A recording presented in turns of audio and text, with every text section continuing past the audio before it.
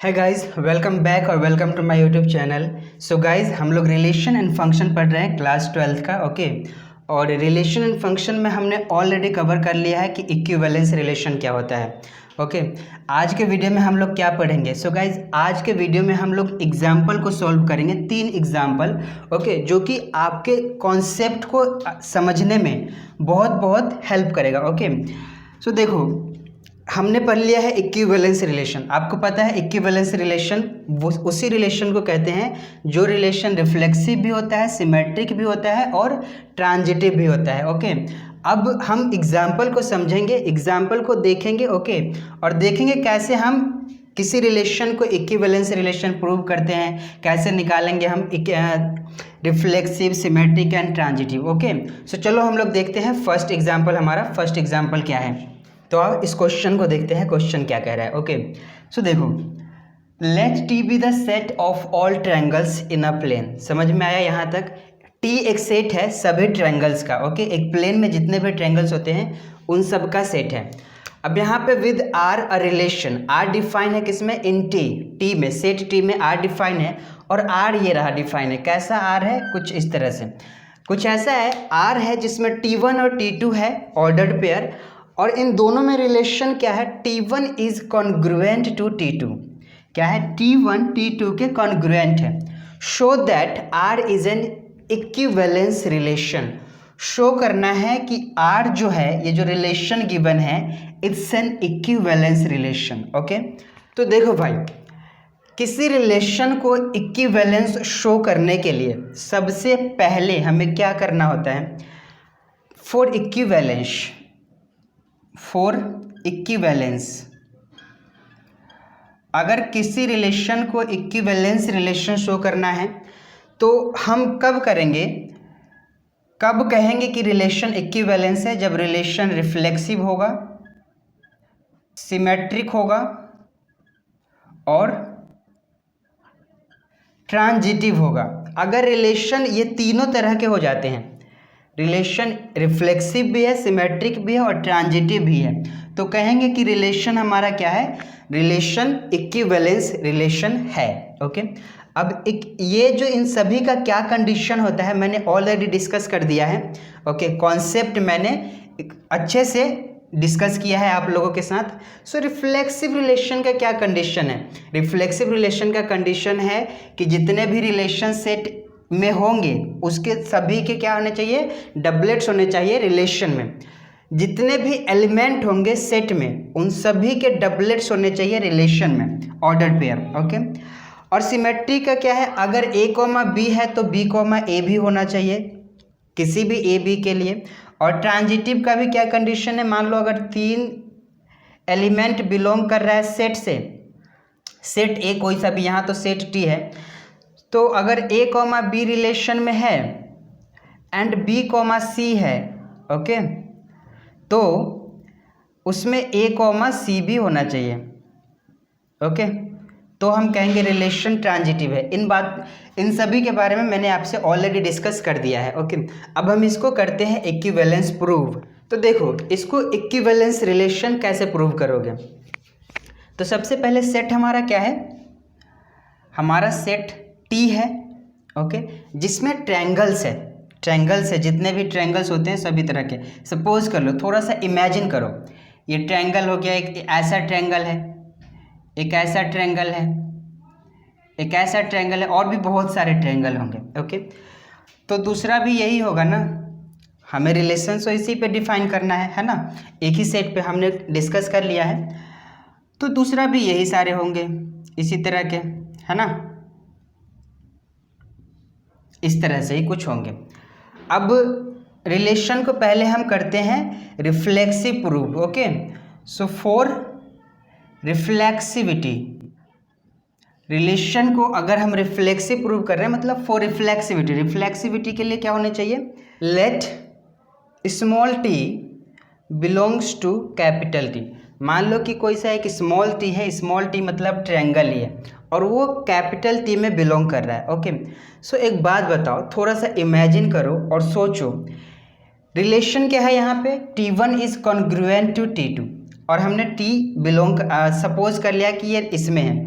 सो इसमें जितने भी ट्रायंगल्स होंगे जितने भी ट्रायंगल्स टी होंगे स्मॉल वाले, T1 के जगह मैंने टी सपोज किया है। सो जितने भी ट्रायंगल्स होंगे वो क्या खुद के कॉन्ग्रुएंट नहीं हो सकते हैं? वो तो खुद के कॉन्ग्रुएंट ही होंगे ना। अगर ये ट्रायंगल की बात करूँ तो ये तो खुद का कॉन्ग्रुएंट होगा, है ना। सो यहाँ पे हम कहेंगे T is congruent to itself. मेरे भाई ये T जो है खुद का, जितने भी ट्रायंगल है वो खुद का तो कॉन्ग्रुएंट होगा ना। सो इसका मतलब क्या है कि T कॉन्ग्रुएंट है T के, है ना। जब T कॉन्ग्रुएंट है T के तो इस रिलेशन को सेटिस्फाई करेगा, इस रिलेशन को सेटिस्फाई करेगा, यानी कि जितने भी ट्रायंगल है T उसके डबलेट्स आ जाएंगे, है ना। तो यहाँ पे ये इम्प्लाइज करता है कि T, T रिलेशन में होगा, T, T रिलेशन में होगा। मतलब T, T अगर रिलेशन में है तो हम कहेंगे कि रिलेशन क्या है, रिफ्लेक्सिव है। जितने भी T होंगे उन सभी के डबलेट्स होंगे, मतलब T, T रिलेशन में है। तो हमने रिफ्लेक्सिव प्रूव कर दिया। अब सेकेंड वाला हमें क्या प्रूव करना है, सिमेट्रिक। ओके, सिमेट्रिक प्रूव करना है, फॉर सिमेट्रिक। सो अब देखो सिमेट्रिक का क्या कंडीशन होता है कि अगर A, B रिलेशन में है, ओके, सो ये बताएगा कि B, A भी रिलेशन में होना चाहिए for symmetric. Okay, for symmetric ये होना चाहिए। अगर A, B रिलेशन में है सो B, A भी होना चाहिए।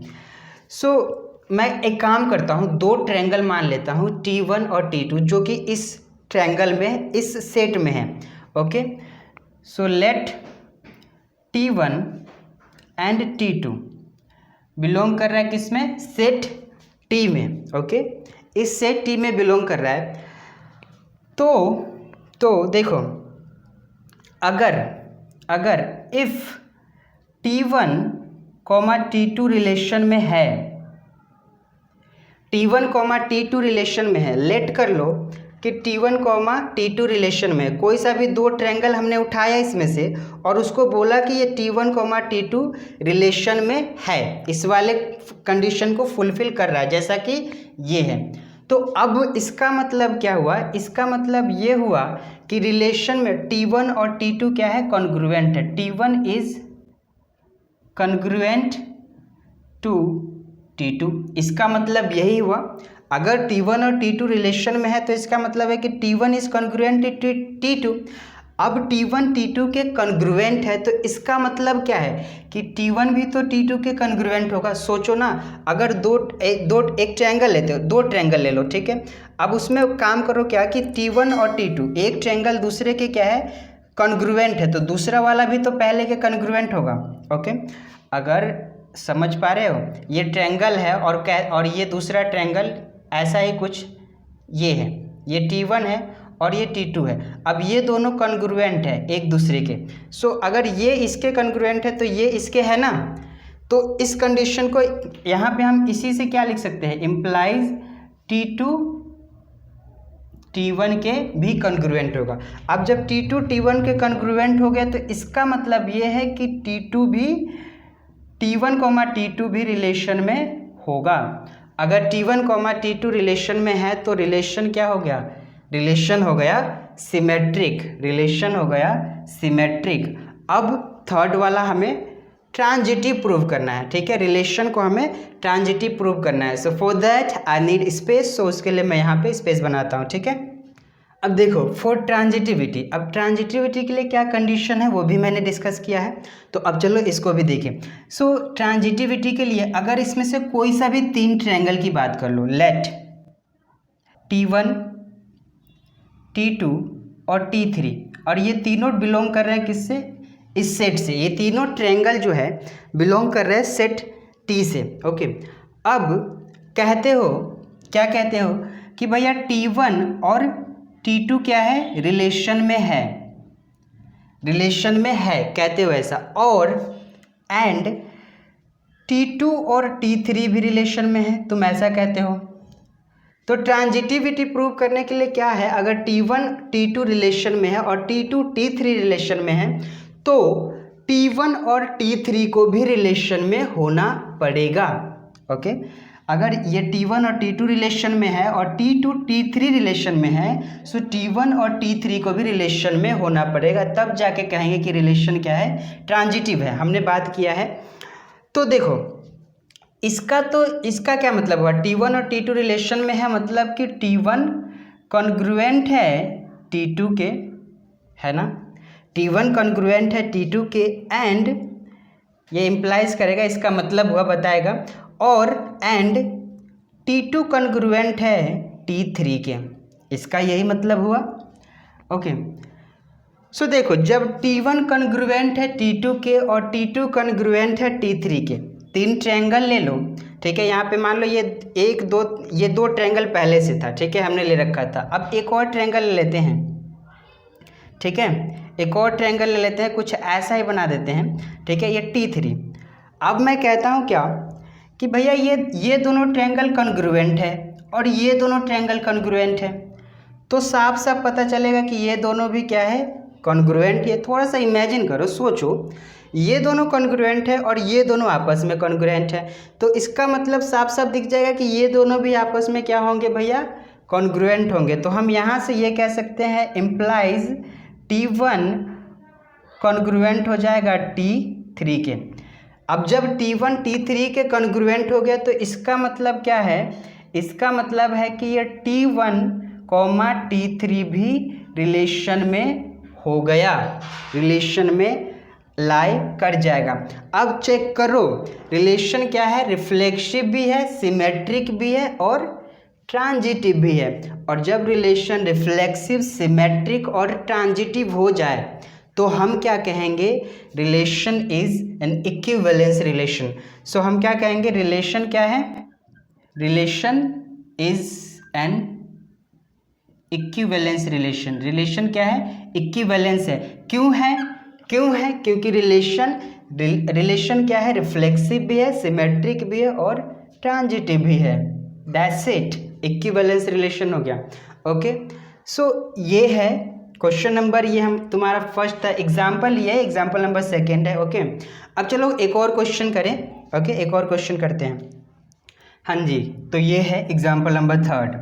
देखो क्या है, let L be the set of all lines in a plane. Question को समझोगे और कॉन्सेप्ट याद रखोगे, विश्वास करो क्वेश्चन बहुत आसान है, आप आराम से सॉल्व करोगे।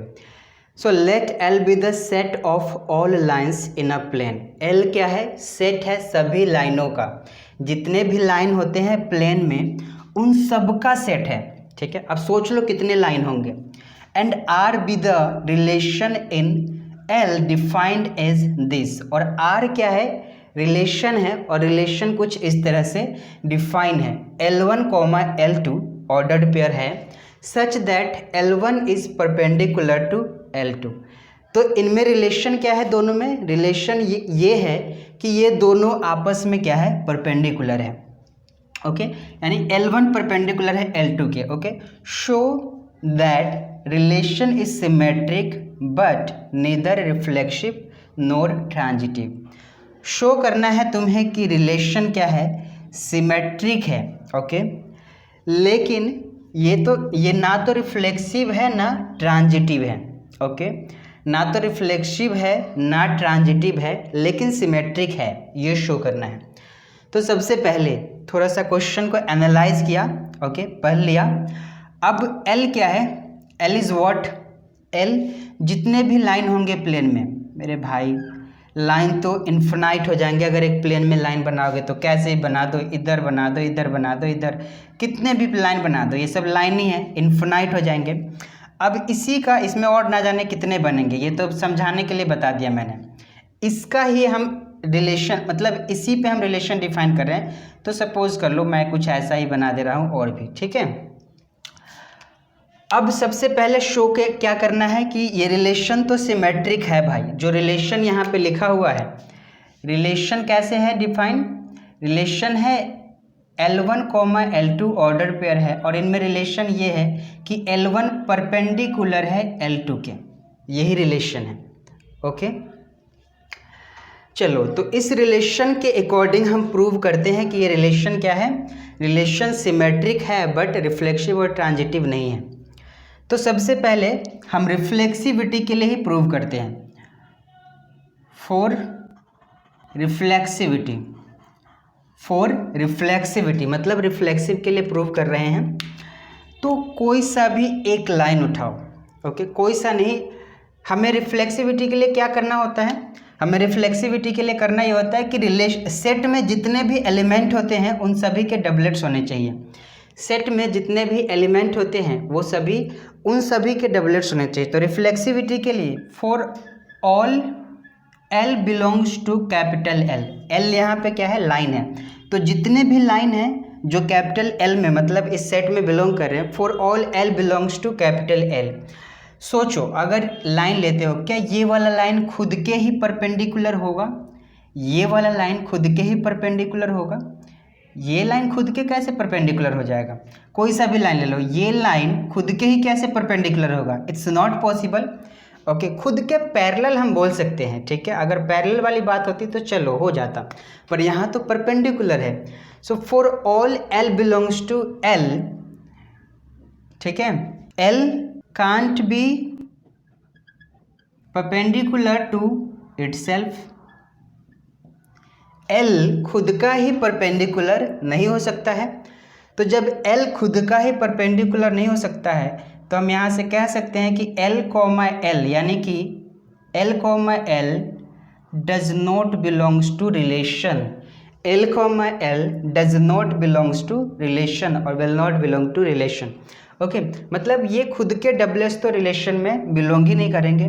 तो अब साफ साफ पता चल गया, क्या पता चल गया कि जो ये रिलेशन दिया हुआ है, ये जो रिलेशन ये वाला, ये रिलेशन रिफ्लेक्सिव नहीं है। Relation is not reflexive. So यहाँ पे रिलेशन इज नॉट रिफ्लेक्सिव यहाँ लिख देंगे, है ना, ये काम करके इसके बाद लिख देंगे रिलेशन इज नॉट रिफ्लेक्सिव। अब सिमेट्रिक प्रूव कर देते हैं, है ना, फॉर सिमेट्रिक। अब सिमेट्रिक के लिए भी क्या करोगे? सिमेट्रिक हमें प्रूव करना है, ये रिलेशन सिमेट्रिक है। तो देखो भाई, कोई सा भी दो लाइन ले लो, ठीक है, फॉर L1, L2 जो कि किससे बिलोंग कर रहे हैं? L में बिलोंग कर रहे हैं, जो कि सेट L में है। ओके, जो कि सेट L में है। और कहते हो, क्या कहते हो? If L1, L2 belongs to relation. तुमने ये बोला कि चलो हमने मान लिया कि L1 और L2 क्या है? रिलेशन में है। तो इसका मतलब क्या हुआ? अगर रिलेशन में है तो इसका मतलब है कि L1 परपेंडिकुलर है L2 के।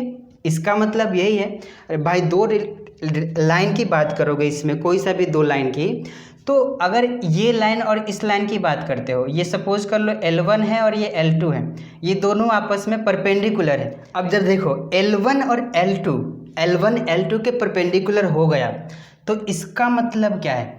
इसका मतलब तो यही है ना कि L2 भी L1 के परपेंडिकुलर होगा, L2 भी L1 के परपेंडिकुलर होगा, है ना।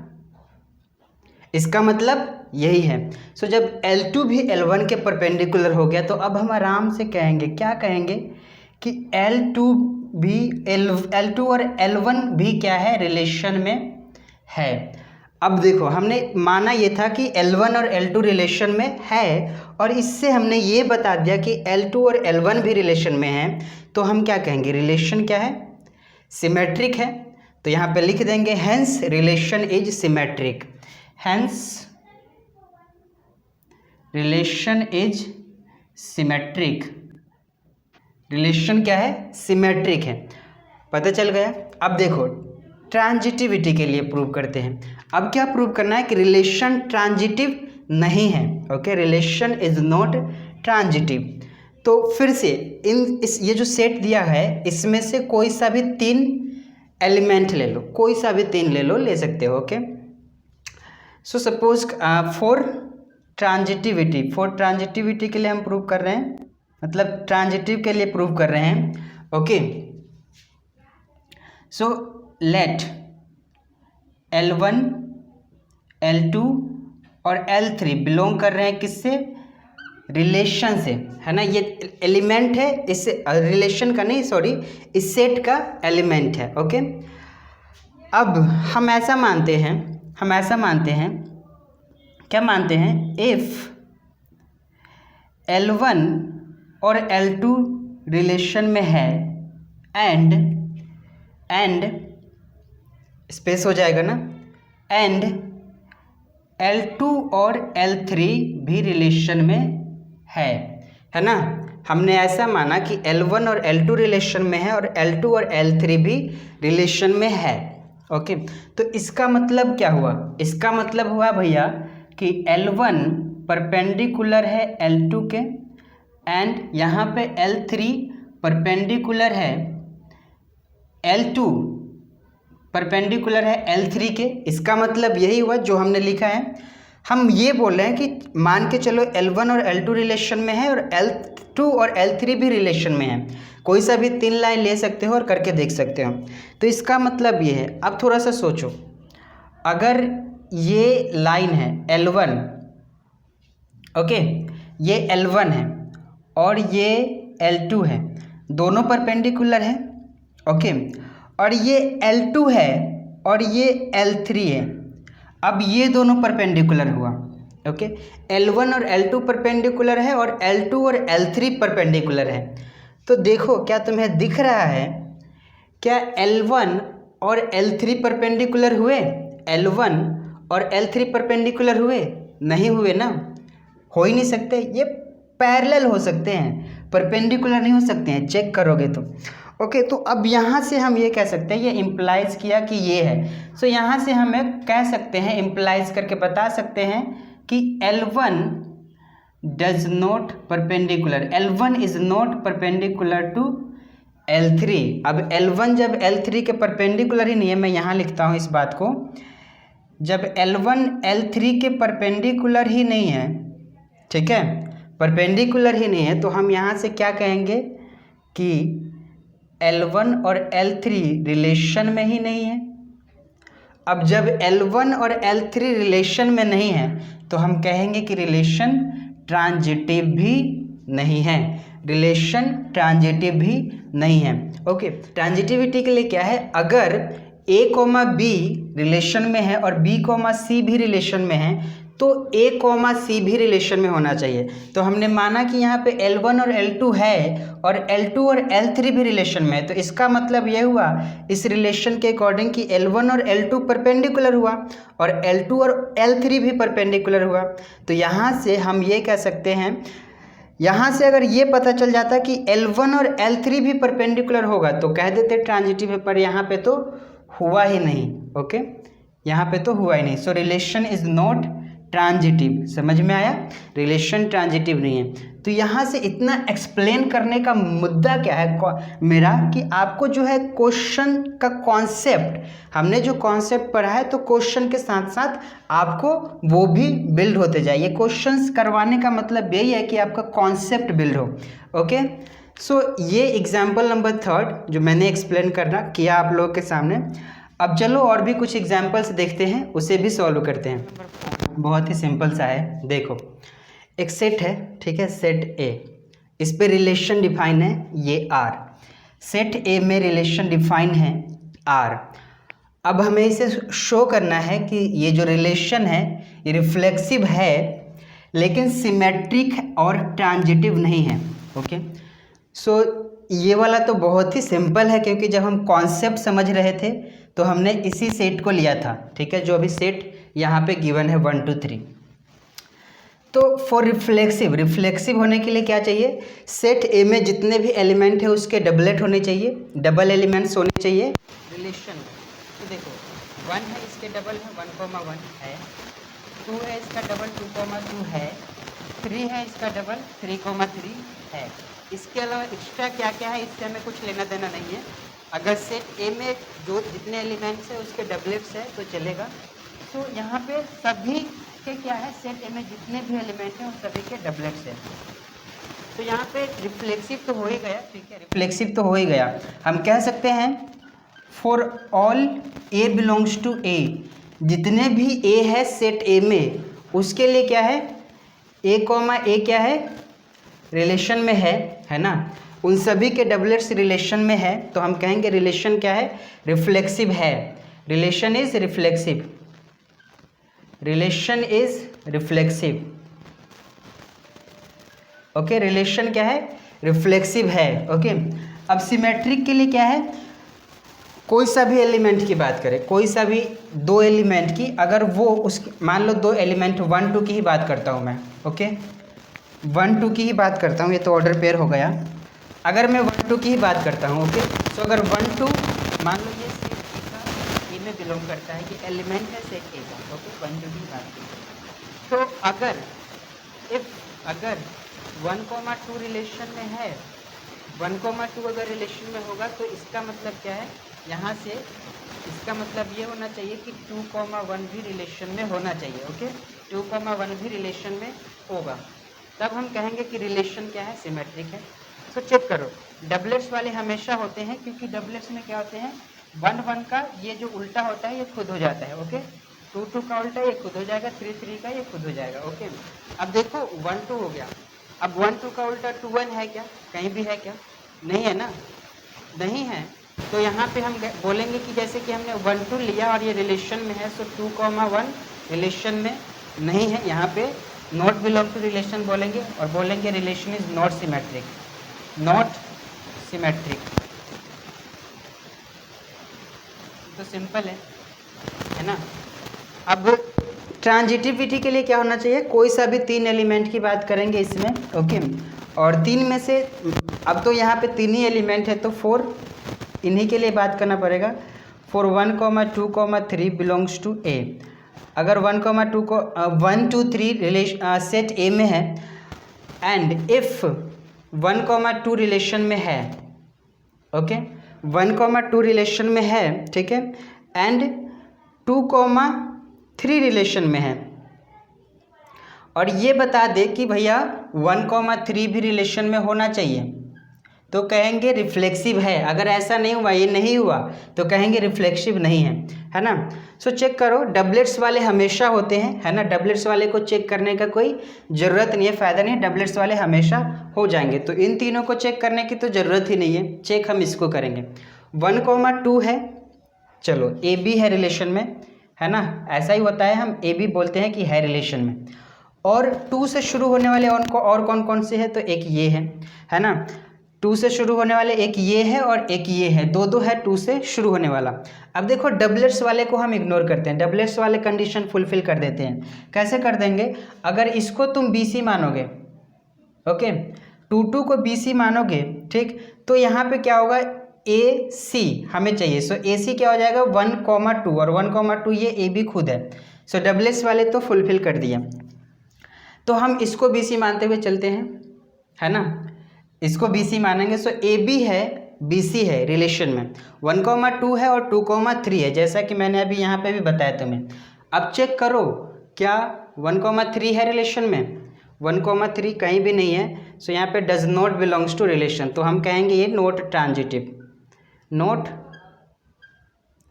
ट्रांजिटिव हो गया। सो हमने ये भी प्रूव कर दिया कि ये जो रिलेशन है ये रिफ्लेक्सिव तो है, लेकिन सिमेट्रिक और ट्रांजिटिव नहीं है। ओके, सो ये था एग्जाम्पल नंबर 4।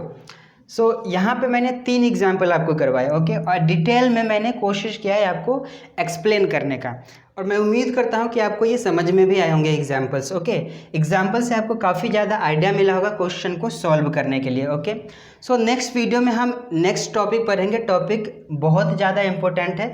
ओके, टॉपिक का नाम है equivalence relation. Okay, equivalence relation तो हमने पढ़ लिया, हमें पढ़ना है equivalence classes. Okay, so next topic वाला वीडियो आप जरूर देखिएगा। इक्विवेलेंस क्लासेस बहुत बहुत इंपॉर्टेंट है, हालांकि इंपॉर्टेंट इक्विवेलेंस रिलेशन ही था, अब उसी का एक पार्ट है क्लासेस। ओके, इक्विवेलेंस क्लासेस, तो नेक्स्ट वीडियो आप लोग जरूर देखिएगा, और अगर आपको ये वीडियो अच्छा लगा होगा तो वीडियो को लाइक करके चैनल को सब्सक्राइब जरूर कर लीजिएगा। ओके, मिलूंगा आपसे नेक्स्ट वीडियो में, तब तक के लिए जय हिंद।